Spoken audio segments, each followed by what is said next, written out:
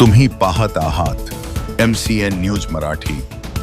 सध्या अकोला खंडवा या रेल्वे मार्गाचे काम प्रगतीपथावर आहे। हा मार्ग अकोट तालुक्यातील हिवरखेड आडगाव या मार्गे जात असून रेल्वे मार्गाच्या तयारीसाठी मोठ्या प्रमाणात परिसरात गौण खनिजांचे उत्खनन सुरू आहे। अकोट तेल्हारा तालुक्यातील नदी नाल्याच्या खोलीकरणातून मिळणाऱ्या गौण खनिजचा रेल्वे प्रकल्पासाठी होत असलेला वापर तात्काळ थांबवा अशी मागणी करत शेतकरी संघटनेने अकोला जिल्हाधिकारी कार्यालयावर मोर्चा काढून जोरदार निदर्शने केली। नदी नाल्यातील खोदकाम रेल्वेने रोखले नाही तर आंदोलने उग्र स्वरूपाचे करून रेल्वेचे काम बंद पाडू असा इशारा शेतकरी संघटनेने निवेदनात दिला आहे। सदर निवेदन देतेवेळी विदर्भ अध्यक्ष लक्ष्मीकांत कौटकार, दिनेश गिर्हे, मोहन खिरोडकार, अहमद जुबेर, शेख इरफान, गोपाल निमकडे, हरिविजय भुते, शरद नाते, मतीन पटेल, राजेंद्र सातारकर, मंगेश रेडे, भड, वडगाव बुद्रुक, अडगाव खुर्द व परिसरातील शेतकरी संघटना कार्यकर्ते शेतकरी मोठ्या संख्येने उपस्थित होते। MCN न्यूज मराठीकरिता दीपक रेडे, प्रतिनिधी अडगाव बुद्रुक।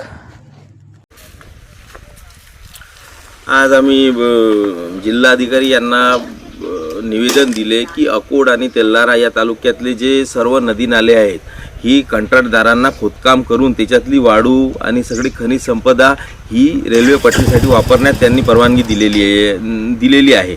परंतु आमचं असं म्हणणं आहे की जे काही सरकारी योजना आहेत, पंतप्रधान योजना आहेत, त्याच्यानंतर पंतप्रधान आवास योजना, त्याच्यानंतर रुक्माई घरकुल योजना आणि याच्यातून काही शेतरस्ते पण आहेत, या जर का इथली सगळी वाळू उचलल्या गेली तर या योजनावर परिणाम येईल असं त्यांना आम्ही सांगितलं।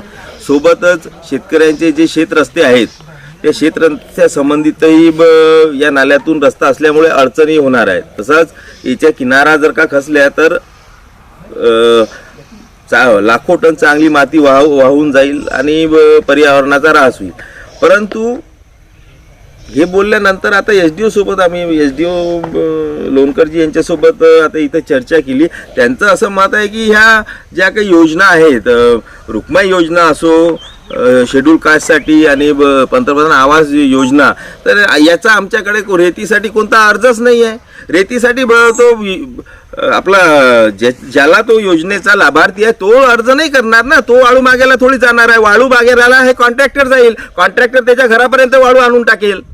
हे जे काही उत्तर हे देत आहेत हे बरोबर नाही। वाळू काही नागपूर आणि मुंबईहून आयात केली जाईल नाही, वाळू हे लाभार्थ्यांना याच नाल्यातून मिळणार आहे, जी कमी भावात मिळेल। ही जर का सगळी उचलून घेतली तर वाळूचा तुटवडा निर्माण होईल, ही आम्ही त्यांना निदर्शनास आणले, त्यांना हे सांगितलं। परंतु यावर त्यांचं हे मत आलं की त्यांचे आमच्याकडे अर्जच नाही। आजपर्यंत कोणत्या लाभार्थ्यांनी मला सांगा की रुक्माई आवास योजना असो, त्याच्यानंतर आपली पंतप्रधान आवास योजना असो, कोणत्या लाभार्थ्यांनी तहसीलला अर्ज केला की मला वाळू हवी? आणि इतर जे बांधकाम आहे ज्याच्यावर सगळे बांधकामाचे मजूर वर्ग निर्भर करतात, कोणी यांच्याकडे वाळूसाठी अर्ज केला? कधी अर्ज करतील? ज्यावेळेस यांचं ते सगळं मोकळं होईल। रॉयल्टी हे वाहतूकदार घेत असतो आणि तो घरापर्यंत पोहोचत असतो।